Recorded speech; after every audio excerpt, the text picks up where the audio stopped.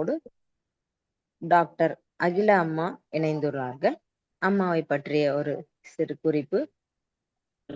இயற்கை நல வாழ்வு மருத்துவ. அவர்கள் பெரம்பலூர் மாவட்டத்தில் செங்குணம் பூர்வீகமாக கொண்டவர். தன்னுடைய பள்ளி படிப்பை பெரம்பூரிலும் 3.5 வருட BNSY மருத்துவ படிப்பை சென்னையிலும் முடித்தவர். ஸ்ரீ சாய் ரிஷி நலவாழ்வு மையம் கோயம்புத்தூரில் நடத்தி வருகிறார். இயற்கை நல மருத்துவம் சார்ந்து பல்வேறு பயிற்சிகளையும் மக்களுக்கு வழங்குகிறார்கள். 21 வருடங்களாக இயற்கை நல மருத்துவ சேவையை மக்களுக்கு சிறப்பாக செய்து வருகிறார்கள். மேலும் கோவை, பொள்ளாச்சி, வாணியம்பாடி போன்ற பல்வேறு இடங்களில் கல்வி நிறுவனங்களில் பல்வேறு விழிப்புணர்வு கருத்துக்களை மாணவர்களுக்கு பகிர்ந்து இருக்கிறார்கள். இயற்கை விவசாயம் சார்ந்த, இயற்கை வாழ்வியல் சார்ந்த கருத்தரங்குகளில் கலந்து கொண்டுள்ளார்கள். ஜூம் மூலம் பல்வேறு சங்கங்களில் கலந்து மக்களுக்கு சேவை ஆற்றுகிறார்கள். மேலும் சிறந்த சமூக சேவகர் என்ற பட்டத்தை அனாட்டமி தெரபி ஃபவுண்டேஷன் கோவை வழங்கி அவர்களை சிறப்பித்துள்ளது.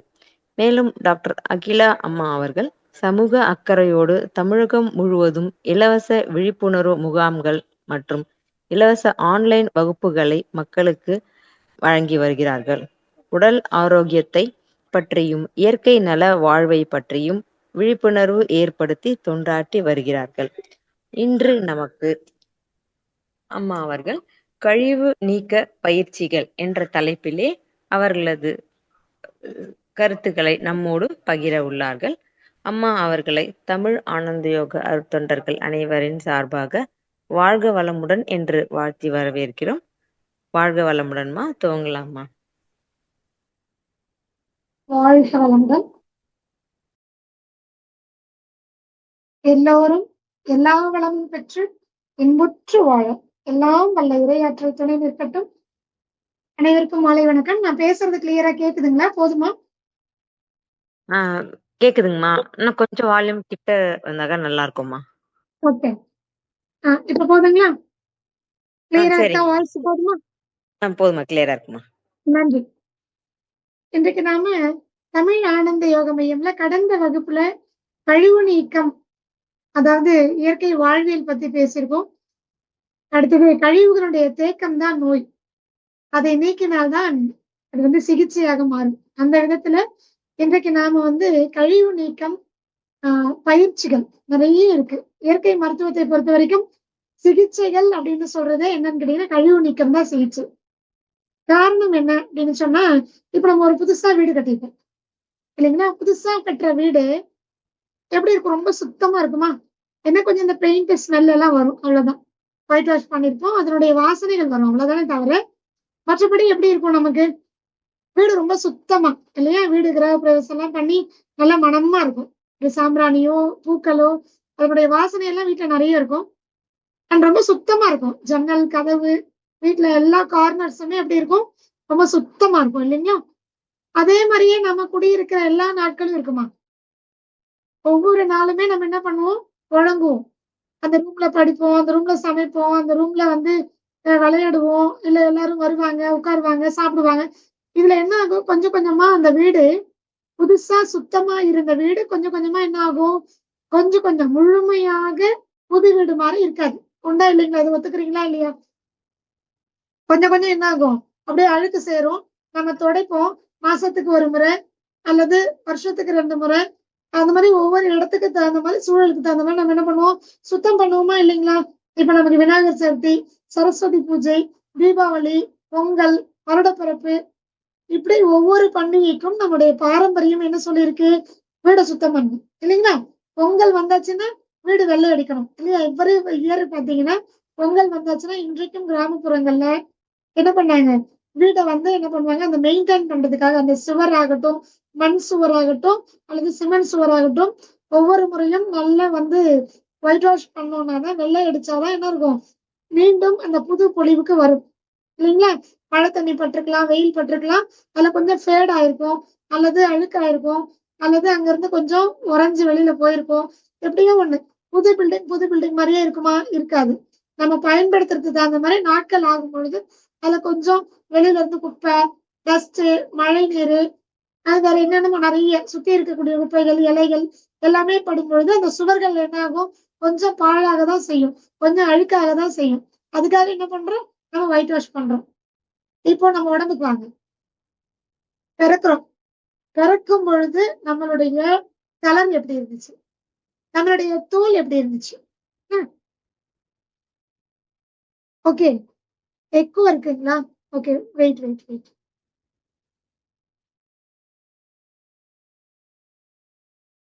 ஓகே, க்ளோஸ் ரூம்ல இருக்கேன், அதனாலதான் வெளியே கொஞ்சம் சத்தமா இருக்கிறதுனால.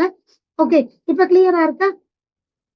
ஓகேவா? இப்போ கிளியரா இருக்கா வாய்ஸ்? அது மட்டும் கொஞ்சம் சொல்லுங்க, எக்கோ இல்லாம இருக்கா? கொஞ்சம் மைக் க்ளோஸ்ல வச்சுக்கோங்க மேம். ஓகே,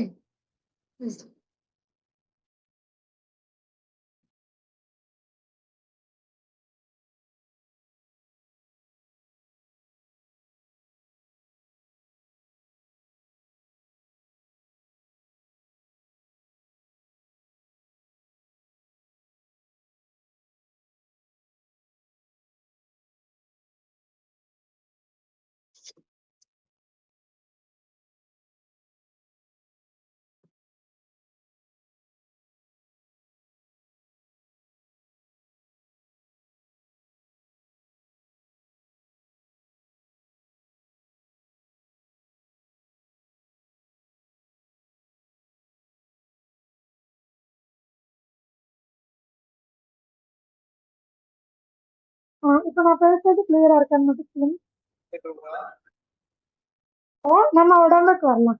நம்ம ஒரு புது வீடு கட்டின மாதிரியே கடைசி வரைக்கும் ஒவ்வொரு வருடங்கள் ஆகுற வரைக்கும் நமக்கு என்ன ஆகும், கொஞ்சம் பழசாகும். நமக்கு அட்மாஸ்பியர்ல வரக்கூடிய பொல்யூஷன்னால, இது இயற்கை தானே, இது நம்ம மாத்த முடியாது, எப்பவுமே புதுசா வச்சுக்க முடியாது இல்லைங்களா?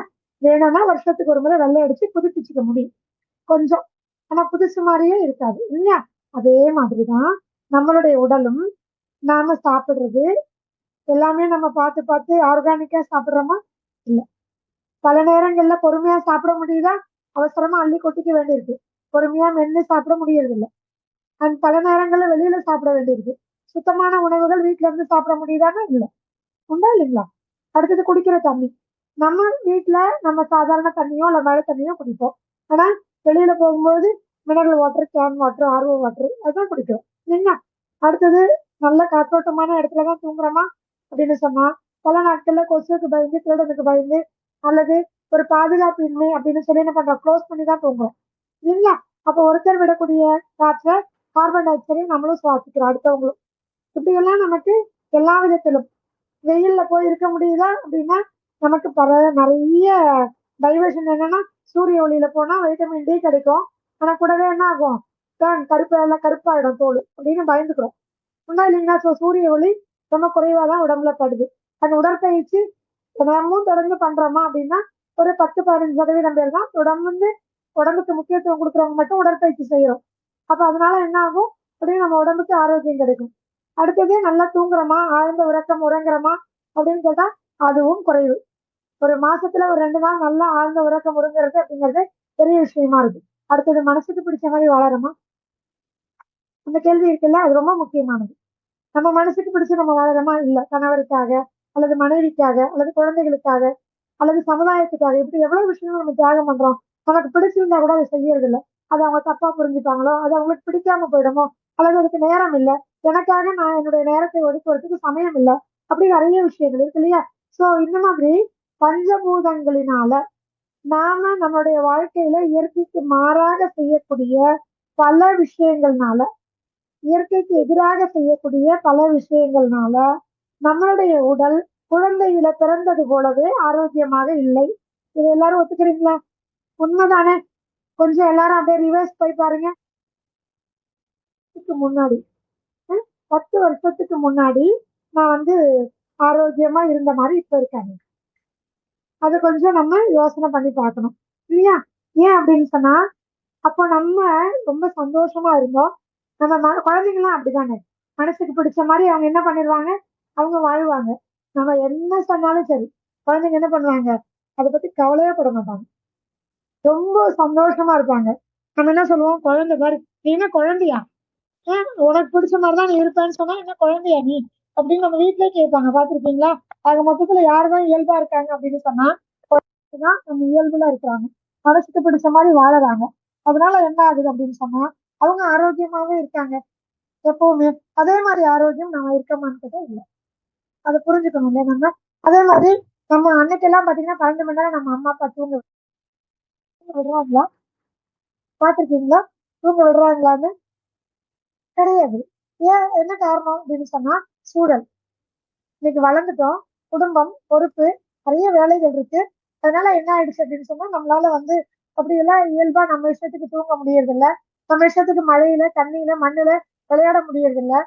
மனசுக்கு பிடிச்சி எனக்கு இதுதான் பிடிக்குன்னு பிடிவாதமா சாப்பிட முடியறது இல்ல. ஐயோ செஞ்சுட்டோமே, காசு கொடுத்து வாங்கிட்டோம், அதுவும் ஆர்கானிக்கா வாங்கிட்டோம், கஷ்டப்பட்டு அம்மா சமைச்சிருக்காங்க அப்படின்னு சொல்லி நம்ம என்ன பண்றோம், என்ன ஆக்கி வச்சிருக்காங்களோ அதை சாப்பிடுறோம். உண்டா இல்லைங்களா? அதுதானே பெரும்பாலும். அதே மாதிரி இதுல பெரும்பாலும் பாத்தீங்கன்னா இந்த லேடிஸ் கேட்கவே வேண்டாம். மிச்சம் மீதி இருக்கிறத கடைசியில போட்டு எல்லாத்தையும் கழுவி ஊத்தி சாப்பிடுறது, டஸ்ட்பினுக்கு போட வேண்டியதெல்லாம் சாப்பிடுறது. இப்படி நம்மளுடைய வாழ்க்கையில இயற்கைக்கு மாறாக, இயல்புக்கு மாறாக, அதற்கு எதிராக பல வேலைகளை பண்றோம். இதனால நம்ம உடம்புல என்ன ஆகும் அப்படின்னு சொன்னா கழிவுகள் தேங்கும். இதுதான், அதுதான் முக்கியமானது. சரிங்களா? அப்ப நம்ம என்ன பண்ணணும் அப்படின்னு சொன்னா நம்ம கொஞ்சம் இயற்கைக்கு நேரான வாழ்க்கை முறை வாழணும். இதுதானே கடந்த வகுப்புல பார்த்தோம். இயற்கையோடு சேர்ந்த வாழ்வியல் முறை, இயற்கை வாழ்வியல் முறை. இயற்கைக்கு மாறான வாழ்க்கை முறைகள் வரும் பொழுது உடலில் கழிவுகள் தங்குது. இப்போ உதாரணம், இன்னைக்கு திடீர்னு வெளியில ஒரு செமினார் போறீங்க, இல்ல ஏதாவது ஒரு கிளாஸுக்கு போறீங்க, இல்ல ஒரு சொந்தக்காரங்க வீட்டுக்கு போறீங்க. அங்க என்ன கிடைக்குதோ தானே சாப்பிட முடியும். இல்லைங்க நான் இதை சாப்பிட மாட்டேன், இரவு நேரத்துல நான் 7 மணிக்குள்ள சாப்பிடுவேன், அல்லது நான் சிறுதானிய கஞ்சி தான் சாப்பிடுவேன், இப்படி சொல்ல முடியுமா? ஒருவேளை 4 நாள்ல அரைச்சு வச்ச இட்லி மாவு இருக்கும், அவங்க வீட்டுல அது வழக்கமா இருக்கும், இரவு நேரத்துல தோசை ஊத்தி கொடுப்பாங்க. அப்ப என்ன ஆகும்? கழிவு உடம்புல தேங்க ஆரம்பிக்கும். அதான் நம்ம சொல்றோம், கழிவு எப்படி தேங்குது அப்படின்னு சொன்னா இயற்கைக்கு மாறான வாழ்க்கை முறையினால்தான் கழிவு உடம்புல தேங்குது. அதே மாதிரி வெளியில போறோம், குடிக்கிற தண்ணி மினரல் வாட்டர் கொடுப்பாங்க, அதை குடிக்கிறோம். நேச்சுரல் மினரல்ஸ் கிடைக்குமா அப்படின்னு சொன்னா கிடையாது. ஏன்னா ஆர்ஓ வாட்டரோ மினரல் வாட்டர்லயோ நேச்சுரல் மினரல்ஸ் கிடையாது. இருக்கிற எல்லா மினரல்ஸையும் அது வடிகட்டிட்டு வெறுமனே நமக்கு வெறும் சப்ப தண்ணியை தான் கொடுக்கும். அப்ப நமக்கு மினரல்ஸ் கிடைக்குமான்னு கேட்டா இல்ல. புரியுதுங்களா? அதனால நம்ம என்ன சொல்றோம்னா வாழ்க்கைக்கு, நம்ம இயற்கைக்கு மாறான வாழ்க்கை முறை வாழறதுனால நம்ம உடம்புல கழிவுகள் தங்குது. அந்த கழிவுகள் தங்கும் பொழுது வீட்டுல நம்ம கொஞ்சம் ஒரு புழங்காம ஒரு இடம் வச்சிருக்கோம், இல்லைன்னா கதவெல்லாம் சரியா தொடச்சி பாலிஷ் பண்ணலன்னு வச்சுக்கோங்க. இப்ப எங்க ஊர்ல எல்லாம் நடக்கும், குளிர் பிரதேசங்கள்ல ரொம்ப எளிமையா நீங்க பாத்தீங்கன்னா தெரியும், அல்லது பாத்ரூம் கதவு அதெல்லாம் பாத்தீங்கன்னா மரக்கதவா இருந்தா கவனிச்சீங்கன்னா தெரியும், அப்படியே அந்த கரையான் புற்று மாதிரி கட்டிடும். பாத்திருக்கீங்களா? நிறைய பேரு இதெல்லாம் அந்த மரக்கதவுகள் இருக்கிற வீடுகள்ல பாத்திருப்பீங்க. அதுல என்ன இடம், நம்ம கொஞ்சம் வார்னிஷ் பூசி பெயிண்ட் பண்ணி மெயின்டைன் பண்ணலன்னா அந்த கதவுல கொஞ்சம் தண்ணி பட்டு ரெகுலரா அங்க மாய்ச்சர் வர ஆரம்பிச்சதுன்னா அங்க கரையான் புத்து கட்டிடும். இதேதான் நீங்க உங்களுடைய உடல் உறுப்புகளை அந்த இடத்துக்கு அளவுக்கு அதிகமான நீர் சக்தியோ அல்லது வெப்பத்தையோ அல்லது வெப்பமே கொடுக்கல அப்படி செய்யும் பொழுது அந்த இடத்துல புதிதாகவே ஒரு உயிர் உற்பத்தியாகி புதுவிதமான செல்களை உற்பத்தி பண்ணும். இதுக்கு பேர் தான் புற்றுநோய். புரியுதுங்களா? அழகா நம்மளுடைய தமிழ்ல எவ்வளவு அருமையான ஒரு வார்த்தை, புற்றுநோய். புற்றுநோய் என்ன? நாம சரியா பாதுகாக்காத ஒரு கதவு அல்லது மரச்சாமான், அதுல ஒரு புதிதாக ஒரு உயிர், அது வெளியில இருந்து வரணும்னு அவசியம் இல்லை, தானாகவே அந்த சீதோஷ நிலையில உற்பத்தி ஆகக்கூடியதான் கரையான். இது என்ன பண்ணும்? தேடி கண்டுபிடிச்சு என்ன ஆகும், அந்த இடத்துல எங்க அதுக்கு ஏற்ற சூழல் இருக்கோ அந்த இடத்துல அது கூடு கட்ட ஆரம்பிச்சிடும். அதுக்கு பேர் என்ன? புத்து. நம்ம உடம்புக்குள்ள இதேதான் நடக்குது. நாம ஒரு உறுப்பை சரியாக கவனமாக கழிவுகள் தேங்காமல், குப்பைகள் தேங்காமல், அந்த உறுப்பை சரியா பயன்படுத்தாம, அந்த உறுப்புக்கு சரியா வேலை கொடுக்காம, அல்லது அந்த உறுப்புல கழிவுகள் தேங்குறத கண்டுக்காம, சரி இன்னைக்கு தலைவலி தானே ஒரு மாத்திரையை போட்டுக்கலாம், இன்னைக்கு ஒரு நாள், ஏன்னா ஆபீஸ்ல முக்கியமான வேலை இருக்கு, ஸ்கூல்ல முக்கியமான ப்ராஜெக்ட் இருக்கு, காலேஜ்ல முக்கியமான ஒரு கிளாஸ் இருக்கு, எப்படி சொல்லி ஜுரம் வரும்போது, தலைவலி வரும் பொழுது நம்ம என்ன பண்றோம்? ஆன்டிபயாட்டிக், பெயின் கில்லர் இப்படி போடுறோமா? என்ன ஆகும்? அப்போதைக்கு அது சரி பண்ற மாதிரி பண்ணும். ஆனா அது என்னது? நீங்க டெம்பரவரியா அந்த புத்தை என்ன பண்றீங்க? கரையான் புத்து கதவுல வந்திருக்கிறத அல்லது மர சாமான்ல வந்திருக்கிறத அப்போதைக்கு சுத்தம் பண்ணி அள்ளி கொண்டு போய் வெளியில கொட்டுவீங்க. திருப்பியும் அடுத்த ஒரு 10 நாள்ல திரும்ப கட்ட ஆரம்பிக்கும். அப்ப நீங்க என்ன பண்ணல, அந்த கதவை திரும்பவும் அழகா கிளீன் பண்ணி வார்னிஷ் அடிச்சு சுத்தம் பண்ணி மெயின்டைன் பண்ணலன்னு அர்த்தம். அப்போ வார்னிஷ் அடிச்சு பெயிண்ட் பண்ணீங்கன்னா தண்ணியோ மாய்ச்சரோ அந்த ஈரப்பதமோ என்ன ஆகும், கதவுல திரும்ப உறிஞ்சாது. அப்ப அந்த கதவுல திரும்ப கரையான் புற்று வைக்காது. இதேதான் உறுப்புகள்லயும். ஒரு ரத்தத்திலேயோ அல்லது உடல் உறுப்புகள்லயோ நீங்க சரிவர கவனிக்காம கழிவுகள் தேங்குறத நீங்க தடுக்கிறது மட்டும் இல்ல, அதை முழுமையாக அதுல திரும்பவும் புற்று கட்டாம அல்லது அந்த நோய் அந்த கழிவுகள் தேங்காம பாத்துக்கணும். பாத்துக்கிட்டீங்கன்னா அந்த உறுப்பு பாதுகாக்கப்படும். இந்த வேலையை நீங்க செய்யலைன்னா என்ன ஆகும், அந்த உறுப்போட அந்த கதவோட சேர்ந்து அது கரையான் புத்து வைக்கும் பொழுது என்ன பண்ணும், கொஞ்சம் கொஞ்சமா அந்த மர சாமான் அல்லது கரையான் என்ன பண்ணும், மர சாமானையோ கதவையோ அரிச்சு ஓட்டை போட்டு இன்னும் கொஞ்சம் அது கம்ஃபர்டபுளா அந்த இடத்த பெருசாக்கிடும். புற்று மேல கட்டிடும். அதுக்குள்ள என்ன பண்ணிருக்கோம், அந்த கதவை அரிச்சு அரிச்சு அரிச்சு அது கொஞ்சம் பெரிய ஸ்பேஸ் கிரியேட் பண்ணிருக்கும். இதுதான் நம்ம உடம்புல நடக்குது. சோ நீங்க கழிவுகள் தேங்குறத கவனிக்காம அல்லது அப்போதைக்கு ஒரு சிகிச்சை எடுத்துட்டு விட்டுட்டீங்கன்னா அது அந்த உறுப்பையே பாதிக்கும். கொஞ்சம் கொஞ்சமா அழிச்சு புது செல்கள் உற்பத்தியை தன்னை பாதுகாத்துக்கும். வெளியில காமிக்கவே காமிக்காத உள்ள இருக்கிறேன்னு. பல பேருக்கு பாத்தீங்கன்னா புற்றுநோய் உள்ள இருக்கிறது தெரியவே தெரியாது. பெருசாகி என்ன ஆகும், ஒரு வலியையோ அல்லது ஒரு மோசமான ஒரு பக்க விளைவையோ கொடுக்கும் பொழுதுதான் நீங்க டெஸ்ட் பண்ணியே கண்டுபிடிக்க முடியும். நான் எதுக்காக புற்றுநோய் சொல்றேன்னா உங்களுக்கு எளிமையா புரியும். இந்த நோயையே கழிவு நீக்கத்தின் மூலமாக அதை கிளீன் பண்ணி அதை மெயின்டைன் பண்றது மூலமாவே சரியாயிடும். கதவை எப்படி அதை அந்த புத்தை உடைச்சு வெளியில அள்ளி கொட்டிட்டு அதை நல்லா சுத்தமா தொடச்சிட்டு வார்னிஷ் அடிச்சு பெயிண்ட் அடிச்சு மெயின்டைன் பண்ணீங்கன்னா அந்த கதவுல திரும்ப புற்று வராதோ, அதே மாதிரி கழிவு நீக்க பயிற்சிகள், ஒவ்வொரு உறுப்புக்கும் கழிவு நீக்க பயிற்சிகள் இருக்கு. இதை செய்தீங்கன்னா அன்னன்னைக்கு வரக்கூடிய அந்த கழிவுகள் தேங்கக்கூடிய கழிவுகளை வெளியேற்றிட்டு புதுசா அந்த உறுப்பு தன்னைத்தானே சரி செய்து கொள்றதுக்கும் காலம் முழுக்க எந்த ஒரு வியாதியினாலும் எந்த நோய் கிருமியினாலும் பாதிக்கப்படாமல் பார்த்துக்க முடியும். இப்ப புரியுதுங்களா கழிவு நீக்கம் ஏன்னு? வீடை கழுவாம பெருக்காம துடைக்காம நீங்க ஒட்டடை அடிக்காம வச்சிருந்தா அந்த வீட்டுல குடியிருக்க முடியுமா? நீங்க குப்பையா வச்சிருந்தீங்க, அடப்பழையா வச்சிருந்தீங்கன்னா என்ன வரும், கரப்பாம்பூச்சி வரும், அடுத்தது சிலந்தி பூச்சி வரும், அடுத்தது என்ன பண்ணும், வீட்டுல இன்னும் சொன்னா பல்லி நிறைய வரும். அது மட்டும் இல்லாம இன்னும் நிறைய பூச்சிகள்லாம் உள்ள வர ஆரம்பிக்கும், பூரான் வர ஆரம்பிக்கும். அடுத்தது இன்னும் கொஞ்சம் புழங்காமலே இருந்தீங்க, அந்த இடத்த எப்பவுமே குப்பையா போட்டீங்கன்னா ரொம்ப சாதாரண நாகராஜாவே வீட்டுக்குள்ள வருவார். ஏன்னா அவருக்கு ஏற்ற சூழலை நீங்க ஏற்படுத்திட்டீங்க. இதுதான் நம்ம உடம்புலயும் நடக்கும். நீங்க கழுவணுமா துடைக்கணுமா ஒட்டடை அடிக்கணுமா உங்க உடம்புக்குங்கிறத நீங்க தான் முடிவு பண்ணணும். சோ இதுக்கான வழிமுறைகளை தான் இயற்கை மருத்துவம் கொடுக்குது. இயற்கைக்கு மாறான வாழ்க்கை முறை, சுத்தப்படுத்துற முறை செய்யணும் அப்படின்னா இயற்கைக்கு மாறான முறையில உங்க உடம்புல கழிவுகள் தேங்கிடுச்சுன்னா கண்ணு கழுவணும், மூக்கு கழுவணும், எண்ணெய் கொப்பளிக்கணும், இனிமா எடுக்கணும், வாழை இலை குளியல் எடுக்கணும், மண் குளியல் எடுக்கணும், நீராவி குளியல் எடுக்கணும், நீர்த்தாரல்னு சொல்லக்கூடிய கர்ப்பவாய் சுத்தி பண்ணணும். இப்படி பல சிகிச்சைகள் இருக்கு. இதை நாங்க என்ன சொல்லுவோம்னா கழிவு நீக்க பயிற்சிகள்னு சொல்லுவோம். சரி, இதுல எதெல்லாம் நாங்களே பண்ணிக்க முடியும் அப்படின்னா கண்ணு கழுவுறது நீங்களே பண்ண முடியும். சரி, கண்ணுல மட்டும்தான் கழிவு தேங்குமா, இது கண்ணை மட்டும்தான் சுத்தம் பண்ணுமா? கிடையாது. இதுதான் ஒரு சின்ன ஒரு முக்கியமான விஷயமே இருக்கு. கண்ணுல நீங்க தண்ணிய ஒரு கப்ல வச்சு பாருங்க, இது எல்லாரும் பார்த்திருப்பீங்க. இதை நான் காமிக்கிறேன், பாத்தீங்கன்னா தெரியும் இல்லையா, பேக்ரவுண்ட்ல காமிச்சா தெரியும்னு நினைக்கிறேன். இது பாத்தீங்கன்னா கண் கழுவும் எல்லாருக்கும் தெரியுதுங்களா? இந்த மாதிரி 2 இதுல சுத்தமான தண்ணீர் வச்சுக்கணும். அல்லது நம்ம நந்தியாவட்டைன்னு ஒரு நாட்டு பூ இருக்கு இல்லைன்னா 5 இதழ் இருக்கும், பால் வெள்ளை நிறத்துல இருக்கும். அதை தண்ணியில போட்டு 1 லிட்டர் தண்ணிக்கு ஒரு 10 பூ எண்ணிக்கை போட்டுட்டு 5 மணி நேரம் வெயிட் பண்ணி அந்த தண்ணியை 5 மணி நேரத்துக்கு அப்புறமா வடிகட்டிட்டு இந்த குவளையில ஃபில் பண்ணி கண்களை திறந்து உங்களுடைய இந்த குப்பியில தண்ணி இருக்கு இல்லையா இப்படி இப்படி குனிஞ்சு வச்சுக்கணும். இப்படி வச்சுட்டு கண்ணை என்ன பண்ண மூடி மூடி திறக்கணும், கண்ணை சுத்தணும். உங்களுக்கு என்ன பண்ண தெரியுதோ பண்ணலாம். கண்ணை திறந்து அந்த இதுக்குள்ள இருக்கக்கூடிய தண்ணிக்குள்ள உங்களுடைய கண் விழி படணும். முதல்ல எரியும், அதுக்கப்புறம் போக போக என்ன ஆயிடும், பழகிடும், தெரியாமலாம் இருக்காது. எத்தனை வருஷம் பண்ணாலும் கண் எரியும். ஆனா போக போக அந்த கண் எரிச்சல் குறையும். கொஞ்சம் அந்த கண் எரிச்சல் இருக்கும், ஆனா குறையும். அது உங்களை பெருசா டிஸ்டர்ப் பண்ணாது.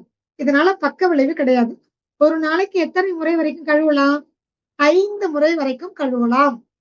நீங்க வெளியில போயிட்டு வர்றீங்க, வெயில்ல போயிட்டு வர்றீங்க, வண்டியில டிராவல் பண்றீங்க, நிறைய பொல்யூஷன் இருக்கு, அதெல்லாம் போயிட்டு வர்றீங்க, அல்லது நல்ல ஒரு புழுதி இருக்கிற பக்கம் போயிட்டு வர்றீங்க, கம்பெனிக்குள்ள நல்லா டஸ்ட் இருக்கு, இல்ல கெமிக்கல் இருக்கு, அந்த மாதிரி இடத்துக்குலாம் போயிட்டு வரீங்கன்னா வந்த உடனே என்ன பண்ணணும்?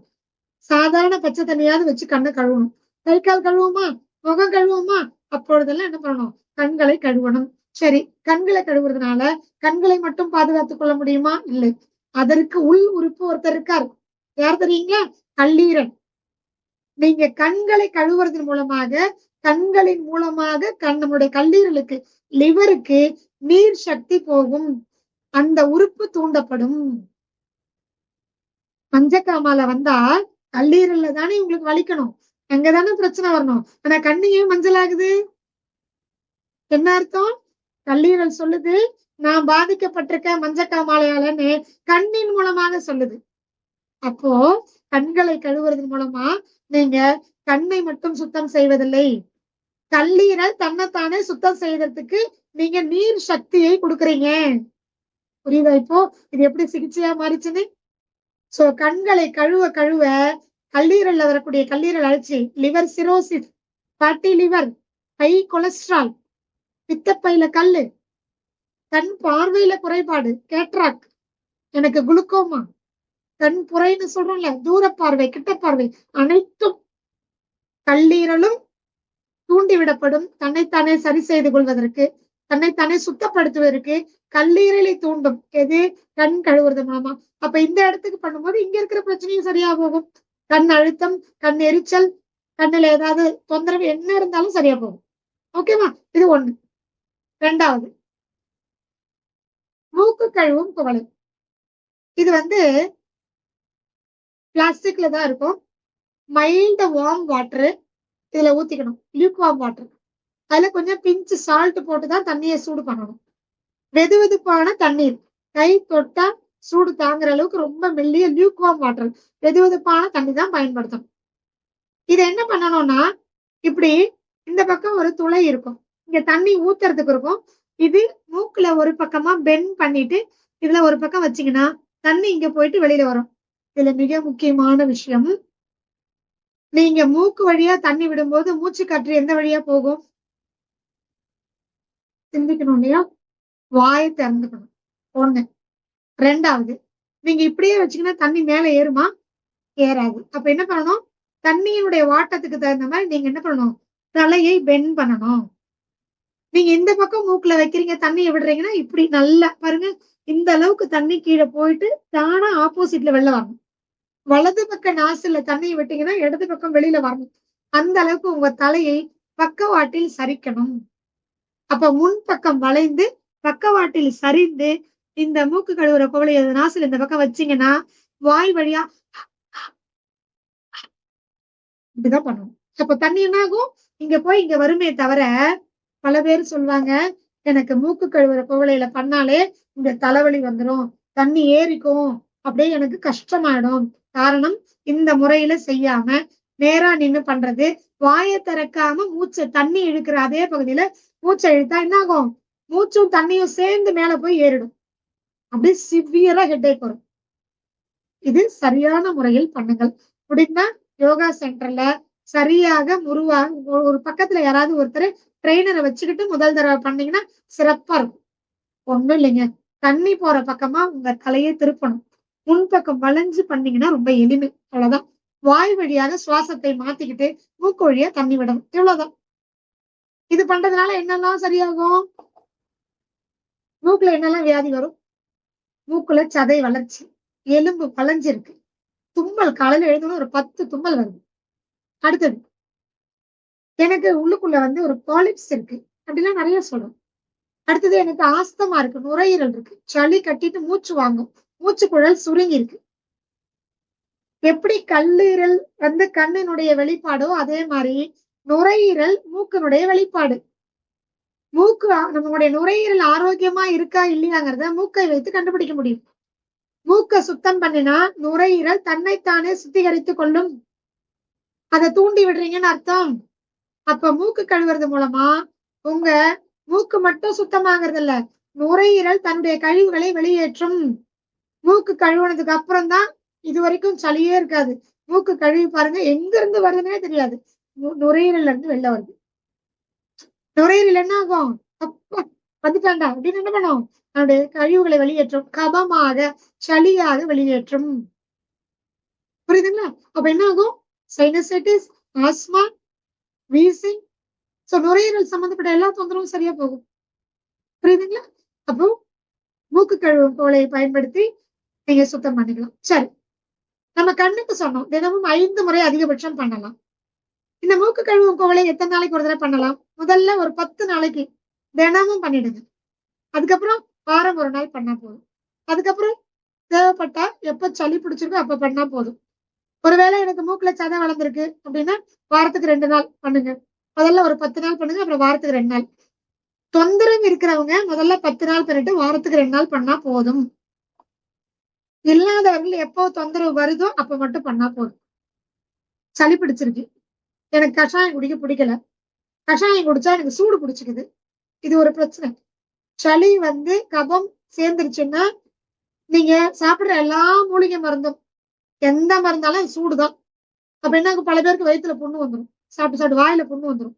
நான் கஷாயமா குடிச்சேன், மூலிகையா சாப்பிட்டேன், வயிறு வாயெல்லாம் புண்ணாயிடுச்சு, 10 நாளுக்கு சாப்பிடவே முடியல. ரொம்ப எளிமைங்க. மூக்கு கழுவுற குவளையை பயன்படுத்தி நீங்க இதை சரியா கழிவு நீக்கம் பண்ண கத்துக்கிட்டீங்கன்னா உங்களுக்கு சளி பிடிச்சா அடுத்த 1/2 மணி நேரத்தில் சரியாயிடும். கேரண்டி நான் உங்களுக்கு சொல்றேன். ஏன்னா இதை பயன்படுத்தி மூக்கை சுத்தம் பண்றீங்க, மூச்சு குழலை சுத்தம் பண்றீங்க, உங்களுடைய நுரையீரலை சுத்தம் செய்வதற்கு தூண்டி விடுகிறீர்கள். எல்லாம் வெளியேறி சுத்தமாயிடும். அவ்வளவுதான். பிஞ்சு சால்ட், வார்ம் வாட்டர், அவ்வளவுதான். புரியுதுங்களா? ஓகே, இப்ப அடுத்தது இது எல்லாரும் பார்த்திருப்பீங்க. இது ஒரு டம்ளர் மாதிரி பிளாஸ்டிக்ல இருக்கு. இதுல சில மெஷர்மெண்ட்ஸ் போட்டிருப்பாங்க, இது தெரியாது. இது எவ்வளவு அளவுன்னு போட்டிருப்பாங்க. இது நம்ம பெருசா கவனிக்கணும்னு அவசியம் இல்லை. நிறைய பேருக்கு இது பத்தி தெரியாது, அதனால நான் இதெல்லாம் கிட்டு வாங்கி உங்களுக்கு எக்ஸ்பிளைன் பண்றேன். இது ஒரு சிலிக்கான் ரப்பர் டியூப். இதுல ஒரு நாசில் இருக்கு, திக்கா பாத்தீங்கன்னா திக்கா பால் வெள்ளையில கொஞ்சம் ஸ்ட்ராங்காவே இருக்கும். இது கொஞ்சம் வளையிற தன்மையில இருக்கும். இவ்வளவு பெரிய லெங்தி டியூப இந்த டம்ளர்னுடைய அடிபாகத்துல சரிக்கணும். சரிங்களா? இப்படி சரிக்கிட்டு நம்ம பாத்ரூம்ல என்ன பண்ணணும்னா, உங்களுடைய தலைக்கு ஹைட்ல கொஞ்சம் மேல என்ன பண்ணணும், இந்த டம்ளர்ல ஒரு காது கொடுத்துருப்பாங்க, ஆணி அடிச்சு மாட்டிடலாம், அப்படின்னா கயிறு கட்டி எங்கேயாவது தொங்க விட்டுருங்க. ஆனா உங்க கையால தண்ணி இதுல ஊத்தணும், அந்த ஹைட்ல தான் இருக்கணும், அதுக்கு மேல ரொம்ப ஹைட் இருக்காதுங்க. இன்னொன்னு, இந்த நாசில் இதுல இருந்து கனெக்ட் பண்ணி உங்களுடைய ஆசன வாய் இருக்கு இல்லைங்களா, நீங்க பெண்ட் பண்ணி நின்றுட்டு இருக்கும் போது உங்களுடைய ஆசன வாய்க்குள்ள இதை நுழைக்கணும், அந்த ஹைட்டுக்குள்ளதான் இருக்கணும். புரியுதுங்களா? இப்போ இதுக்கு தலைக்கு மேல மாட்டணும், பாத்ரூம்குள்ள இதை ஆசன வாயில செருகணும். சரி, இதுல தண்ணி ஊத்துறீங்க, கொஞ்சம் தண்ணி இது வழியா வெளியில வந்துரும். வந்ததுக்கு அப்புறம் என்ன பண்ணணும், ஆசன வாயில கொஞ்சம் தேங்காய் எண்ணெய், இதுல கொஞ்சம் தேங்காய் எண்ணெய், இதுல இந்த நாசில் தேங்காய் எண்ணெய் தடவிட்டீங்கன்னா ஈஸியா என்ன ஆகும், உங்களுடைய ஆசன வாய்க்குள்ள ஈஸியா நுழையும். இதுல தண்ணி நிரப்பி இருக்கீங்க, இதை என்ன பண்றீங்க, சாதாரணமா கொஞ்சம் வெளியில வந்ததுக்கு அப்புறமா பெண்ட் பண்ணி முன்னாடி வளைஞ்சி ஆசன வாயில சருகணும். குழந்தை பெற்றெடுத்தவங்களுக்கு எல்லாம் தெரியும், இனிமே எடுத்திருப்பீங்க. ஆனா ஹாஸ்பிட்டல்ல ஒரு பெரிய கேன் நீல கலர் சோப்பை நல்லா கரைச்சு அது என்ன பண்ணுவாங்க, அந்த பெரிய டியூபை சொருகி ஆசன வாயில சொருகி அந்த தண்ணியெல்லாம் உள்ள போகணும்னு மூச்சை பிடிச்சு வைக்க சொல்லுவாங்க. அப்புறம் வெளியில போக சொல்லுவாங்க, எல்லா கழிவுகளும் வெளியேறும். ஆனால் இந்த இனிமா எடுக்கிறதுல சாதாரண நீங்க பாத்ரூம்ல யூஸ் பண்ற தண்ணி போதும், சோப்புலாம் வேண்டாம். சரிங்களா? ஒருவேளை அந்த ஆசனவாய் பகுதியில கொக்கி புழு இருக்கு, நாடா புழு இருக்கு, வயிற்றுல பூச்சி இருக்கு, குழந்தைக்கு ரொம்ப கஷ்டமா இருக்கு, பூச்சி நல்லாவே தெரியுது, நெளியுது, வெளியில வருது, சொரிஞ்சுக்கிட்டே இருக்கிறாங்க, நோண்டிக்கிட்டே இருக்கிறாங்க, இப்படி எல்லாம் இருந்தா கொஞ்சம் வேப்ப இலை, ஒரே ஒரு கைப்பிடி வேப்ப இலை ஒரு ஈர்க்கு மட்டும் எடுத்து தண்ணியில போட்டு கொதிக்க வச்சு 1/2 லிட்டர் தண்ணிய 3 லிட்டர் தண்ணிய கன்வெர்ட் பண்ணி வடிகட்டி ஆறுனதுக்கு அப்புறமா வடிகட்டி அந்த தண்ணீரை பயன்படுத்தி நீங்க என்ன பண்ணலாம், வாரத்துக்கு ஒரு நாள் இனிமா கொடுத்தீங்கன்னா உள்ள இருக்கிற கழிவுகளை அடிச்சுட்டு வரும்பொழுது அந்த கசப்பு தன்மைக்கு பூச்சிகள் இறந்து வெளியேறும். சரி, இப்படி தண்ணி நீங்க விடுறீங்க. இப்போ ஒருவேளை தண்ணி ஃபுல்லா விட்டுட்டீங்க. முதல் தடவை பண்ணும்போது இதுல ஒரு 4 பாகம் மட்டும் தண்ணி உள்ள போனோடனே எனக்கு டாய்லெட் வர மாதிரி ஃபீல் இருக்குன்னா டியூபை வெளியில எடுத்துருங்க. ஆசன வாயில இருந்து எடுத்துட்டு டாய்லெட்ல உட்காந்து டாய்லெட் போயிடுங்க. அதுக்கப்புறம் திரும்ப ஃபில் பண்ணுங்க. திருப்பியும் ஒரு 1/4 பாகம் தான் போகுதுன்னா பரவாயில்ல, போயிடுங்க. முதல் தடவை அப்படிதான் இருக்கும். ஏன்னா எத்தனை வருஷத்து கழிவுகள் காஞ்சி போய் உள்ள இருக்கோ தெரியாது. அது எப்படி சொல்றீங்க? நான் டெய்லி காலைல ஃப்ரீயா போயிடுறேன். யாரெல்லாம் வெஸ்டர்ன் டாய்லெட் பயன்படுத்துறீங்களோ அதை உருவாக்குனவங்களே சொல்றது என்னன்னா 90% கழிவுகள் தான் வெளியேறும். ஏன்? மலவாய் அந்த இடுப்பு எலும்பு எல்லாமே என்ன ஆகும்? இப்படி அடைச்சிட்டு இருக்கும். அதே இந்தியன் டாய்லெட் குத்த வச்சு உட்காரணும்ல, அப்ப என்ன ஆகும்? இடுப்பு எலும்பு இப்படி விரியும். அப்ப என்ன ஆகும்? கழிவுகள் நீங்க ரொம்ப ஸ்ட்ரெயினே பண்ண வேண்டாம், முக்கவே வேண்டாம், தானா வெளியில போயிடும். புரியுதா இப்ப உங்களுக்கு? இந்தியன் டாய்லெட் தான் பெஸ்ட். வெஸ்டர்ன் டாய்லெட் யாருக்குன்னா அடிபட்டுருச்சு அல்லது முட்டியில ஏதோ ஆபரேஷன் பண்றோம், இல்ல முட்டியில ஏதோ பிரச்சனை, நல்லா உட்கார்ந்து கீழே குத்த வச்சு உட்கார்ந்து எழுந்துக்க முடியாதுங்கிறவங்களுக்கு தான், ஒரு அவசரத்துக்கு தான் அது தேவையே தவிர தினமும் நீங்க வெஸ்டர்ன் டாய்லெட் யூஸ் பண்ணீங்கன்னா உங்களுக்கு அவசியமானது இந்த எனிமா கேம்ப். வாரத்துக்கு ஒரு நாள் கட்டாயமா பண்ணணும். முதல்ல ஒரு 10 நாள் தொடர்ந்து பண்ணீங்கன்னா இந்த மாதிரி முதல் நாள்லயே எத்தனை தடவை பண்ண வேண்டியிருக்கும் தெரியுமா? ஒரு 7 தடவை 8 தடவை பண்ண வேண்டியிருக்கும். ஏன் அப்படி சொல்றீங்க? கொஞ்சம் கொஞ்சமா உள்ள போய் மலைப்பைய அது சூடு இல்லாம குளிர்ச்சி ஆக்கணும். ஒண்ணு, மலைப்பைக்குள்ள ஏற்கனவே தினமும் 10% கழிவுகள் தேங்கி காஞ்சி அதுல இருந்து ஒரு வாயு உற்பத்தி ஆகி உள்ளேயே இருக்கும். அதுக்கு பேரு அபான வாயு. இந்த மலைப்பைக்குள்ள இருந்து இந்த தண்ணி நீங்க முதல்ல எனிமா எடுக்கும் பொழுது சூட்டை வெளியேற்றும், அந்த அபான வாயுவை வெளியேற்றும். அதற்கப்புறம் உள்ள அபான வாயுனாலையும் இந்த சூட்டுனாலையும் மோசமா பலவீனமான உங்க மலக்குடலை புதுசாக மாற்றும். புரியுதுங்களா? சோ இது ஒரு சிகிச்சை. கழிவுகள் தேங்கி போயிருக்கும். 10% தினமும் உள்ள அடங்கி இருந்தது இல்லையா, முழுமையா வெளியேறாம. அப்ப இது என்ன பண்ணும்? இது போய் அதை கரைச்சி லூஸ் பண்ணி காஞ்சி போன மண்ணுல தண்ணி ஊத்துன மாதிரி உள்ள போன அந்த அடைச்சிட்டு இருக்கக்கூடிய கழிவுகளை எல்லாத்தையும் தண்ணி இதை ஊத்த ஊத்த முழு மலக்குடலுக்குள்ளேயும் இந்த ஈரத்தன்மை போய் கழிவுகள் தேங்கி காஞ்சி போயிருக்கிறத லூஸ் பண்ணி வெளியில கொண்டு வரும். அப்ப என்ன பண்ணும்? இது அடிச்சுக்கிட்டு கழுவி ஊத்துற மாதிரி வெளில வரும். சரிங்களா? சோ இத இப்ப பண்ணலாமா இல்லையா? பண்ணி பாருங்க. சூடு வெளியேறிடும். நீங்க டெய்லி மிளகா புளி எல்லாம் கரைச்சி ஊத்தி குழம்பு வச்சு நாக்கு ருசியா சாப்பிட்டுருப்பீங்க. சாப்பிடும் போது நல்லா தான் இருக்கும். மசாலா எல்லாம் அரைச்சு ஊத்தி குழம்பு வச்சு சாப்பிடும் போது நல்லா தான் இருக்கும். டாய்லெட் போயிட்டு வரும்போதுதான் தெரியும்.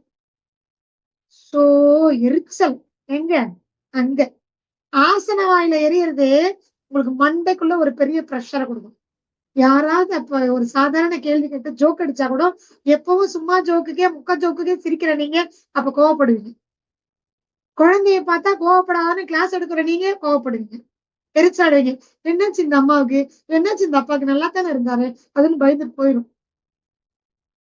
எங்க இருக்கிற எரிச்சல்? ஆசன வாயில இருக்கிற எரிச்சல். அந்த எரிச்சல்னா டேமேஜ் ஆயிருக்கும் செல்கள்லாம். அப்ப இந்த தண்ணியை நீங்க உள்ள விட்டு கழுவும் பொழுது என்ன ஆகும்? செல்ஸ் புதிதாக புதுப்பிக்கப்படும். சுத்தம் பண்ணிட்டீங்கல்ல, குப்பையை வெளியில நீக்கிட்டீங்களா இல்லையா? அப்ப என்ன இடம்? உள்ள புதிதாக செல்கள் உற்பத்தியாகி மலப்பை திரும்பவும் புதிதாக மாறும். புரியுதுங்களா? அதனால என்ன பண்ணணும் நம்ம?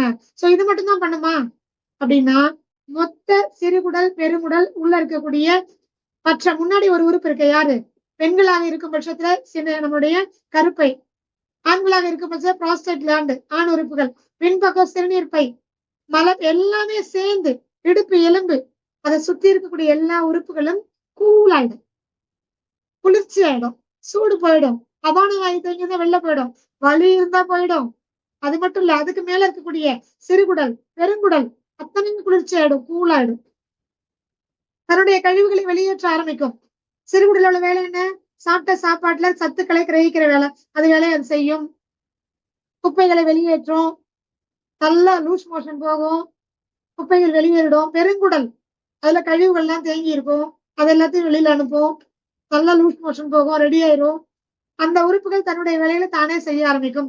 சோ அந்த உறுப்புக்கு மலைப்பைக்கு நீங்க இனிமாங்கிற தண்ணியை உள்ள கொடுத்து சுத்தம் பண்ணும் பொழுது அதை சுத்தி இருக்கக்கூடிய இத்தனை உறுப்புகள், சிறுநீரகம், சிறுநீர்ப்பை, அவங்களுடைய கர்ப்பப்பை, ஆண்களுடைய உறுப்புகள், சிறுநீர் பாதை, புரோஸ்டேட் கிளாண்டு, டெஸ்டிஸ், அதுக்கப்புறம் இடுப்பு எலும்பு அந்த பேட்டல்ல, இடுப்பு எலும்பு, சியாட்டிக் நர்வு, அதுக்கு மேல இருக்கக்கூடிய பெருங்குடல், சிறுகுடல், இவ்வளவு தன்னைத்தானே சுத்தம் செய்வது தூண்டிவிடப்படும்.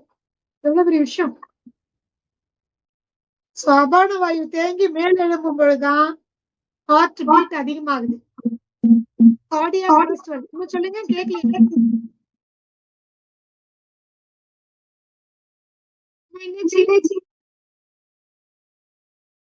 இல்ல, உங்களோட வாய்ஸ் தான் எனக்கு பிரேக் ஆகுது. நான் பேசுறது நல்லா கேக்குது, நல்லா கேக்குதுங்கம்மா, கிளியரா கேக்குதுங்கம்மா. Okay okay okay. உங்களுடைய உடல்ல இருக்கக்கூடிய ஒவ்வொரு உறுப்புகளும் தன்னைத்தானே சுத்தம் செய்வதற்கு இந்த கழிவு நீக்க பயிற்சிகள் மிக சப்போர்ட்டிவா இருக்கும். அதுதான் தூண்டுதலே. புரியுதுங்களா? சோ இது மாதிரி ஒரு அற்புதமான ஒரு சிகிச்சை, எளிமையான சிகிச்சை கிடையவே கிடையாது. கண்ணு கழுவணும், மூக்கு கழுவணும், இனிமா எடுக்கணும். சரி, எப்பெல்லாம் இனிமா எடுக்கலாம்? சரி, நான் முதல்ல ஒரு 10 நாள் எடுத்துறேன். முதல்ல ஒரு நாள், ஒரு 5 நாள், முதல்ல ஒரு நாள் மட்டும் என்ன பண்ணணும், ஒரு 7-8 தடவை எடுக்க வேண்டியிருக்கும். சரி, எது வரைக்கும் எடுக்கணும்? ஒரு மெஷர்மெண்ட் வேணும்ல. நீங்க இப்ப இந்த டம்ளர்ல எவ்வளவு சுத்தமான தண்ணி விடுவீங்க? கிறிஸ்டல் கிளியர் வாட்டர் இல்லையா? சுத்தமான தண்ணி உள்ள விடுவீங்க. அதே தண்ணி உங்களுடைய மலப்பைக்குள்ள போய் வெளியில வரும்போது அவ்வளவு கிளியரா சுத்தமா இருந்தா அதோட நிறுத்திக்கலாம். புரியுதுங்களா? முதல்ல ஒரு 4 நாளைக்கு அதிகபட்சங்க. உங்க உடம்புல மோசமான கழிவுகள் இருந்தா கூட ஒரு 4 நாளைக்கு முதல்ல ஒரு 5-6 தடவை பண்ண வேண்டியிருக்கும். அப்புறம் ஒரு 3 தடவை பண்ண வேண்டியிருக்கும். அப்புறம் ஒரு 2 தடவை, அதுக்கப்புறம் ஒரு நாளைக்கு ஒரு தடவை பண்ணாலே போதும். சரி, டாய்லெட் வந்ததுக்கு அப்புறம் பண்ணணுமா? டாய்லெட் எல்லாம் போனதுக்கு அப்புறம் பண்ணணுமா? டாய்லெட் போறதுக்கு முன்னாடி பண்ணலாமா? உங்களுடைய விருப்பம். எழுந்த உடனே உங்களுக்கு டாய்லெட் போனா போய் முடிச்சதுக்கு அப்புறமா கழுவுனதுக்கு அப்புறம் பண்ணுங்க. வாயில பல்லு தேய்ச்சிட்டு வாய் கொப்பளிக்கிறோம்ல, அப்படிதான். மலம் போனதுக்கு அப்புறம் மலவாய் கொப்பளிக்க போறீங்க, அவ்வளவுதான். பயப்படுறதுக்கு ஒண்ணு இல்ல, சிம்பிளா யோசிங்க. நிறைய பேர் பல புரளிகளை கிளப்புறாங்க. இயற்கையாக கழிவுகள் வெளியேறத நாம எதுக்கு இப்படி தண்ணியை ஊத்தி இனிமா எடுத்து செயற்கையாக நம்ம செய்யணும்? அப்ப அந்த உறுப்பு தன்னுடைய வேலையை மறந்துடும். நான் கேக்குறேன், அது என்ன மனுஷனா மறந்துடுறதுக்கு? அப்படிலாம் இல்லைங்க. நாம வாரத்துக்கு ஒரு நாள் தேவைக்கு சிகிச்சையா பண்ண போறோம். ஒரு வயிறு வலி வந்துருச்சு, எங்கேயோ போய் நல்லா ஒரு பரோட்டாவை சாப்பிட்டீங்க, எங்கேயோ ராத்திரி 12 மணிக்கு ஒரு சிக்கன் பிரியாணி சாப்பிட்டீங்க, இல்ல ஒரு கல்யாணத்துக்கு போனீங்க, நாக்குக்கு ருசியா இருந்து வயிறு முட்டை ஒரு கட்டு கட்டிட்டீங்க, இல்ல திடீர்னு சாப்பாட்டுக்கு எதுவும் கொடுக்கல, வெளியில போய் நீங்க ஒரு பண்ணை சாப்பிட்டுட்டீங்க, இல்ல ஒரு ஃப்ரெண்டு வீட்டுக்கு போனீங்க, கட்டாயப்படுத்தினாங்க, ஒரு பர்த்டே கேக்கு சாப்பிட்டீங்க. இதெல்லாம் கெடுதல் தானே? ஆனா தெரியும், சூழல் சாப்பிட்டாச்சு. இப்ப என்ன பண்ணணும்? சுத்தம் பண்ணணுமா வேண்டாமா? இது ரத்தத்துல போய் கலக்க கூடாது இல்ல, இன்டைஜஷன் ஆகி வயிற்ற பாதிக்க கூடாது இல்ல, ஃபுட் பாய்சன் ஆகி உடம்பே என்ன பண்ணும், வாமிட்ல கொண்டு வரும். அதை மிஞ்சி போனா லூஸ் மோஷன்ல இன்டைஜஷன் பண்ணி வெளில கொண்டு வரும். இது எதுவுமே பண்ணல, வயிறு வலிக்கும். இப்ப என்ன பண்ணுவீங்க? மருந்து தேடி போவீங்களா? வேண்டாம்னு சொல்றேன். உடனே இனிமே கேன் எடுங்க, தண்ணியை ஊத்துங்க, ஆசன வாயில தேங்காய் எண்ணெய் தடவுங்க, அந்த டியூப்லயும் தேங்காய் எண்ணெய் தடவுங்க, சொருங்க, தண்ணியை உள்ள விட்டு சுத்தம் பண்ணி வெளியே எடுங்க, வேலை முடிஞ்சு. உடனே சரியா போயிடும், இன்ஸ்டன்ட். நான் சொல்லுவேன், இயற்கை வாழ்வியல்ல இருக்கிறவங்க, எனக்கு நோயே வரக்கூடாதுன்னு சொல்றவங்க எல்லார் வீட்லயும் இருக்க வேண்டியது கழிவு நீக்க பயிற்சிகள் கிட். எல்லா இயற்கை அங்காடியில கிடைக்கும். கம்மி தற்சார்பு சந்தைகள் இதுல ஒரு கிட்டாவே கிடைக்கும். அப்படியே ஒரு டப்பாக்குள்ள போட்டு இதெல்லாம் வச்சிருக்காங்க. கண்ணு கழுவுறது, மூக்கு கழுவுறது, இனிமா கேனு, அதோட சேர்த்து இன்னொன்னு வச்சிருப்பாங்க, பெண்களுக்கான கர்ப்பவாய் சுத்தி. கர்ப்பப்பையினுடைய வாய் பிறப்புறுப்பு பகுதியை சுத்தம் பண்றது இது. நிறைய பேருக்கு யூரினரி இன்ஃபெக்ஷன், வெள்ளைப்படுதல், கர்ப்பப்பையில கட்டி, இந்த மாதிரிலாம் வருது. இதை பத்தி நான் தனியா ஒரு கிளாஸ் எடுப்பேன், ஏன்னா அது ஒரு பெரிய சாப்டர். இதை மட்டுமே பயன்படுத்தி கர்ப்பப்பை சம்பந்தப்பட்ட அனைத்து நோய்களையும் சரி செய்ய முடியும். ஆனா இதை முதல்ல தெளிவா புரிஞ்சுக்கோங்க, இனிமா எடுக்கிறது பக்க விளைவை கொடுக்காது, அது உங்களுக்கு அடிக்ஷனை ஏற்படுத்தாது, தினமும் அதை யூஸ் பண்ணணுங்கிற கட்டாயம் கிடையாது. இது மாதிரி ஏதாவது வயிற்றுல வாயில தொந்தரவு வரும்பொழுது, இடுப்பு வலி வரும்பொழுது, ஏற்கனவே நான் சொல்லியிருக்கேன், வாயுக்கள் எங்க தங்குதோ அங்க வலி ஏற்படும். வலி எங்க ஏற்பட்டு வாயுவும் தங்குதோ அந்த இடத்துல வாத நோய் ஏற்படும். இதுதான் உடம்புல எங்க வலி வந்தாலும் காரணம் கேஸ். சிம்பிளா உங்களுக்கு புரியுற மாதிரி சொல்றேன். உடம்புல எங்க வலி வந்தாலும், தலையில இருந்து கால் வரைக்கும் உங்களுக்கு எங்க வலி வந்தாலும் அங்க கேஸ். இதை யார் வெளியில அனுப்புவா தெரியுமா? அவர் ஸ்டோரேஜ் ஆகுறாருல, அவரோட வீடு மலவாய், மலப்பை அங்கதான் இருப்பாரு. அங்க நீக்கிட்டீங்கன்னா மொத்த உடம்பு என்ன பண்ணிடும், அங்கங்க இருக்கிறவங்களும் அங்கங்க வெளியில அனுப்பிச்சிடும். இவ்வளவுதான், சிம்பிள். சோ எனிமா கொடுத்தீங்கன்னா தலைவலி போகும். எனிமா கொடுத்தா செஸ்ட் இந்த இடத்துல கேஸ் பிடிச்சது வலிக்கும், இங்க வலி போகும், தோள்பட்டை வலி போகும், இடுப்பு வலி போகும், கழுத்து வலி போகும். வலியாக இருக்கும் பொழுதே செஞ்சுட்டீங்கன்னா, எனிமா கொடுத்தீங்கன்னா அந்த வாயு வெளியேறி வலி போயிடும். இதுக்கு நீங்க மாத்திரை போட்டீங்கன்னா வாதம் வரும். அந்த இடத்துல ரத்த ஓட்டம் போகாது, ஆக்சிஜன் போகாது. இடுப்பு எலும்பு, கழுத்து எலும்பு, தலையில எல்லாம் கேஸ் இருக்கும் போதே கழிவு நீக்கம் பண்ணிட்டீங்கன்னா வலியோட போயிடும். பண்ணலன்னா அந்த இடத்துல ஆக்சிஜனுக்கு பதிலா கேஸ் இருக்கும், கார்பன் டை ஆக்சைடு இருக்கும், அபான வாயு இருக்கும், பிராணவாயுக்கு பதிலாக. அப்ப என்ன ஆகும், ரத்த ஓட்டம் போகாது, ஆக்சிஜன் போகாது, தடை ஏற்படும். ரத்தத்தின் மூலமாக தான் எல்லா பாகத்துக்கும் உடல்ல நம்ம சாப்பிடுற சாப்பாட்டுடைய சத்துக்கள்லாம் சக்தியாக மாறி ரத்தத்தின் மூலமாக தான் போகுது. ரத்தம் போகுதல் தடை ஏற்பட்டால் என்ன ஆகும், அந்த இடம் பலவீனமாகும், பாதிக்கப்படும். இதுக்கு பேருதான் வாதம். ஆர்த்ரைட்டிஸ், லிம்ஃபடினைட்டிஸ், செர்விசைட்டிஸ், செர்விக்ஸ், லிம்ஃபடினைட்டிஸ், அதுக்கப்புறம் ஸ்பாண்டிலைசிஸ். இதுக்கு எல்லாம் என்ன காரணம், வாதம். இதுக்கெல்லாம் ஐட்டிஸ்னு வந்தாலே வாதம், இன்ஃப்ளமேஷன். எதனால வந்துச்சு, கேஸா இருக்கும் போதே நீங்க வெளியில அனுப்பல, சின்ன பிரச்சனையை வளர்த்து விட்டீங்கன்னு அர்த்தம். அதுக்கு பெரிய நோயாக வராமல் தடுப்பதற்கு, வந்த நோயை தீர்ப்பதற்கு இனிமா எடுக்கிறது சிறந்தது. இப்ப வாரத்துக்கு ஒரு நாள் பண்ணலாமா? அப்ப இது பண்றதுனால என்ன ஆகும், உங்களுடைய இயற்கையாக கழிவு நீக்கம் ஆவது தடைப்படாது. பயப்படாதீங்க, அது மனுஷன் கிடையாது. காபி குடிச்சா 10 நாள் குடிச்சா 15வது நாள் எனக்கு காபி வேணும் அப்படின்னு பிடிவாதமா உட்காராது. எனக்கு அதனாலதான் தலைவலிக்குதுன்னு சொல்லாது. புரிஞ்சுக்கோங்க, மனிதனுடைய இயல்பு வேற, நம்மளுடைய உடலுடைய அறிவுங்கிறது வேற. அது ஒரு தனி அறிவு. அது முழுக்க முழுக்க இறைவனால் கண்ட்ரோல்ல இருக்குது. இறைவன் தான் கட்டுப்படுத்துறாரு. அதெல்லாம் கண்ட்ரோல் அங்க இருக்குங்க. நாம தான் தறிகட்டு அலையிறோம். நம்ம ஒரு 10 நாளைக்கு நான் காஃபி குடிச்சிட்டேன்னா 14 நாள் எனக்கு காஃபி குடிக்கலாம், எனக்கு தலைவலி வர, எனக்கு வேணும் அப்படின்னு பிடிவாதம் பிடிக்கிறது மனிதனுடைய அறிவு, மனித இயல்பு. ஆனா உடலுக்குன்னு ஒரு அறிவு இருக்கு பார்த்தீங்கன்னா, அது ஞானம், இறைவனால் கொடுக்கப்பட்டது, பிரபஞ்சத்தால் கொடுக்கப்பட்டது, அருட்பேராற்றல் கொடுக்கப்பட்டது. இதையெல்லாம் நீங்க நினைக்கிற மாதிரி 10 நாள் எனிமா கொடுத்தா 11 நாள் உடம்பு அதையெல்லாம் விட்டுட்டு பழகிடும், அப்படி கிடையாது. உடலுக்கு கொடுக்கப்பட்ட அறிவு இறைவனால் கொடுக்கப்பட்ட அறிவு. நீங்க செய்யற தப்புக்கெல்லாம் அது டான்ஸ் ஆடாது. நீங்க 10 நாள் எனிமா கொடுக்கறதுனால 14 நாள் டாய்லெட் வராம அடைச்சுக்காது. பயப்படாதீங்க, தவறு. இதெல்லாம் தவறா புரிஞ்சுக்கிட்டு எதையாவது நல்ல விஷயங்களை தடுக்கிறதே சில மக்களுக்கு வேலை. இதே பொழப்பு. இதை செஞ்சா இயல்பு மாறி போடும், இயல்பா டாய்லெட் வராது, அதெல்லாம் கிடையாது. பயப்படாதீங்க. 10 நாள் தொடர்ந்து உங்க கழிவுகளை நீக்கி புதுசாக செல்களை மாற்றி உங்க உடல் உறுப்புகளை புதுப்பிக்கிறீங்க, அவ்வளவுதான். 14 நாள் நிறுத்திடுங்க. வாரத்துக்கு ஒரு நாள் பண்ணுங்க, அல்லது தலைவலிக்கும் போது பண்ணுங்க, கழுத்து வலிக்கும் போது பண்ணுங்க, முட்டி வலி வரும்போது பண்ணுங்க, உங்க இடுப்பு வலி வரும்போது பண்ணுங்க, அவ்வளவுதான். யாரெல்லாம் வாரம் ஒரு நாள் எடுக்கிறீங்களோ நீங்க எல்லாம் யோசனை பண்ணி பாருங்க, அடுத்தவங்களுக்கு எல்லாம் வர்ற வியாதி உங்களுக்கு வராது. உங்க வீட்டுல இருக்கவங்க அம்மா போடும், உங்க வீட்டுல இருக்க ஜுரம் வரும், உங்க வீட்டுல இருக்கிறவங்க சளி பிடிக்கும், எல்லா பிரச்சனையும் வரும், உங்களுக்கு வராது. ஏன், அங்க குப்பை சேரல, எடுத்துடுறீங்கல்ல, அவ்வளவுதான். புரியுதுங்களா? சோ தைரியமா பண்ணுங்க. வாரம் ஒரு நாள் அல்லது பிரச்சனை வரும் பொழுது முதல் உதவியாக இதை பண்ணுங்கள். சரிங்களா? அடுத்தது எண்ணெய் கொப்பளித்தல். எண்ணெய் கொப்பளிக்கிறதுனா ரொம்ப சிம்பிள் தான். ஆனா இதுல நிறைய பேருக்கு நிறைய சந்தேகம் இருக்கும். இப்போ நேரமின்மை காரணமா இதை 3 முதல்ல தெளிவாய்க்கோங்க.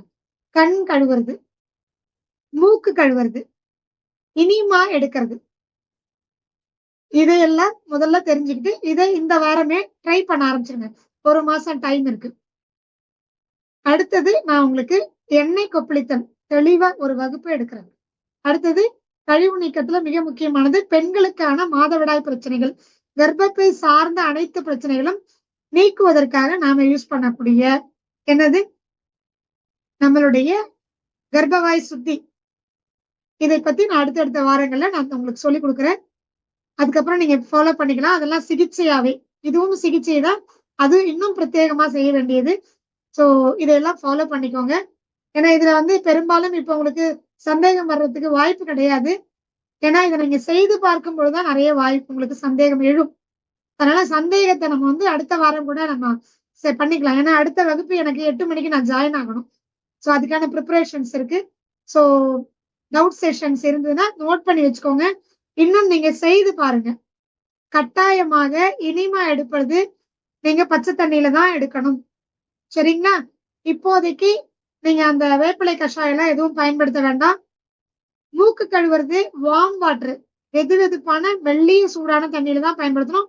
பிஞ்சு சால்ட் போட்டுக்கோங்க. சரிங்களா? கண்ணு கழுவுறதுல சுத்தமான தண்ணியாக இருக்கணும். பச்சை தண்ணியில தான் கழுவணும், அல்லது நந்தியாவட்ட பூ போட்டு வச்ச தண்ணி. அவ்வளவுதான். இதுக்கு மேல சந்தேகம் இருக்காதுன்னு நினைக்கிறேன். ஆபரேஷன் செய்தவங்க, கண் ஆபரேஷன் பண்ணவங்க 1 வருடத்திற்கு கண் கழுவும் குவளை பயன்படுத்தி கண்ணை கழுவக்கூடாது. மூக்குல ஆபரேஷன் பண்ணவங்க 1 வருடத்துக்கு செய்யக்கூடாது. யாருக்கெல்லாம் வந்து மூலத்துக்கு பைல்ஸுக்கு ஆபரேஷன் பண்ணிருக்கீங்களோ நீங்க செய்யக்கூடாது. ஏன்னா அந்த பகுதிக்கே பண்ண போறீங்க. அதனால டெலிவரி ஆனவங்க டெலிவரி ஆன 1 வாரம் கழித்து பண்ணலாம். பிரெக்னன்ட் லேடிஸ் தாராளமா பண்ணலாம். வாரம் 1 நாள் ரொம்ப நல்லது. சுகப்பிரசவம் ஆகும், வலி இல்லாத பிரசவம் ஆகும். அடுத்தது யாருக்கெல்லாம் வந்து வேற ஏதாவது கர்ப்பப்பை ஆபரேஷன் அதெல்லாம் பண்ணியிருந்தாலும் பயப்பட வேண்டாம். மலவாயில ஆபரேஷன் பண்ணியிருந்தாதான் இந்த எனிமா 1 வருஷம் கழிச்சு பண்ணணுமே தவிர மற்ற பகுதிகள் ஆபரேஷனுக்கும் எனிமாவுக்கும் சம்பந்தம் இல்லை. புரியுதுங்களா? அதே மாதிரி மூக்குல ஆபரேஷன் பண்ணியிருந்தா மட்டும்தான் மூக்கு கழுவுற குவளை 1 வருஷத்துக்கு பயன்படுத்தக்கூடாது. கண்ணுல ஆபரேஷன் பண்ணியிருந்தாதான் 1 வருஷத்துக்கு பயன்படுத்தக்கூடாது. மற்ற பகுதிகளில் பண்ணிக்கலாம், ஒண்ணும் பிரச்சனை இல்லை. சரிங்களா? சரி, இதுக்கு மேல சந்தேகம் வரான்னு நினைக்கிறேன். எப்ப வேணா காலையில, இப்ப டைமும் நான் சொல்லிடுறேன். கண் கழுவுற குவளை 1 நாளைக்கு 5 வேளை எப்ப வேணா பண்ணலாம். சரியா? மூக்கு கழுவுற குவளை தினமும் காலையில அல்லது மாலையில எப்ப வேணா பண்ணலாம். சரிங்களா? அடுத்தது இனிமா எடுக்கிறதுக்கு மட்டும் முக்கியமான கண்டிஷன், வயிறு ஃபுல்லா இருக்கும் பொழுது, அதாவது சாப்பாடு சாப்பிட்டு உடனே பண்ணக்கூடாது. சாப்பாடு சாப்பிடறதுக்கு முன்னாடி குறைஞ்சது 1/2 மணி நேரம் முன்னாடி பண்ணலாம். காலையில எழுந்த உடனே பண்ணுறது ரொம்ப நல்லது. டாய்லெட் போனதுக்கு அப்புறம் பண்ணலாம். டாய்லெட் வரலன்னா அதுக்கு முன்னாடியே பண்ணி டாய்லெட் வர வச்சுக்கலாம். சரிங்களா? அவ்வளவுதான். வேற எந்த கண்டிஷன் இருக்கான்னு நினைக்கிறேன். மழை நாளா இருக்கு, குளிர் நாளா இருக்கு, பச்சை தண்ணி பயன்படுத்த சொல்றீங்களே, ஒன்னும் பயப்படாதீங்க, ஒன்னும் ஆகாது. ஏன்னா மலவாய் பகுதி, அடிவயிற்று பகுதி எப்பவும் சூடாதான் இருக்கும். அப்போ அந்த பகுதியில நீங்க சில் தண்ணி விடுறதுனால ஒன்னும் ஆகாது. அதனால எனர்ஜி வீக் ஆகாது, ஒன்னும் ஆகாது. பயப்படாதீங்க, தைரியமா பண்ணுங்க. சரியா? ஓகே. இதுக்கும் மேலும் உங்களுக்கு சந்தேகம் இருந்தா செய்து பார்த்துட்டு மொத்த சந்தேகத்தையும் எழுதி வச்சுக்கோங்க. அடுத்த வகுப்புல நமக்கு கிளியர் பண்ணிக்கலாம். எனக்கு அடுத்த வகுப்புக்கு போகணும். தமிழ் ஆனந்த யோக மையம் எனக்கு கொடுத்திருக்க வாய்ப்பை நான் சரியா பயன்படுத்திக்க நினைக்கிறேன். எல்லாம் வல்ல இறையாற்றல் எனக்கு துணை இருக்கணும். அண்ட் அனைத்து அன்பர்களுக்கும் மனமார்ந்த நன்றிகளும் வாழ்த்துக்களும். நன்றி. ரொம்ப சிறப்பா இருந்ததுங்கம்மா. இன்றைக்கு உங்களுடைய மீட்டிங்ல வந்து கழிவு நீக்கம் பத்தி ரொம்ப சிறப்பா எல்லாருக்கும் புரியுற மாதிரி சொல்லி கொடுத்தீங்க. அம்மா அவர்களை நாம் தவ நிலையில் இருந்து வாழ்த்துவோம். டாக்டர் அகிலா அம்மா அவர்கள் அருட்பேராற்றல் கருணையினால் உடல் நலம், நீண்ட ஆயுள், நிறை செல்வம், உயர் புகழ், மெய்ஞானம் பெற்றோங்கி வாழ்க வளமுடன். அவர்களுடைய ஆன்மீக தொண்டு வாழ்க வளமுடன்.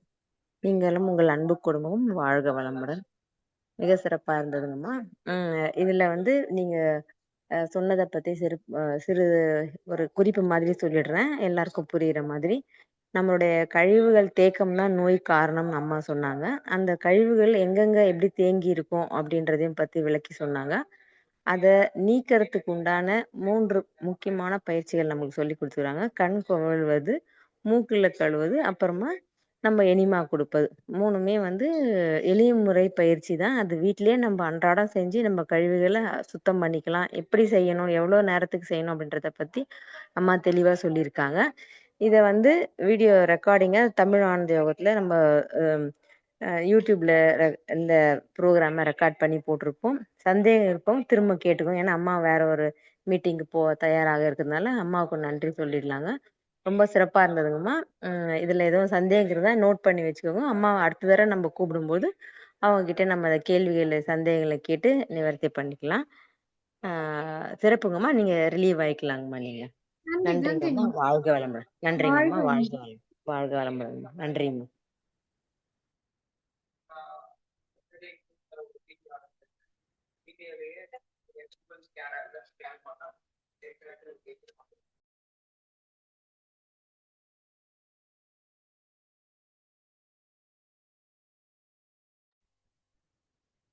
இத்துடன் இந்த மாலை நேர நிகழ்வினை நிறைவு செய்து கொள்கிறோம். உலக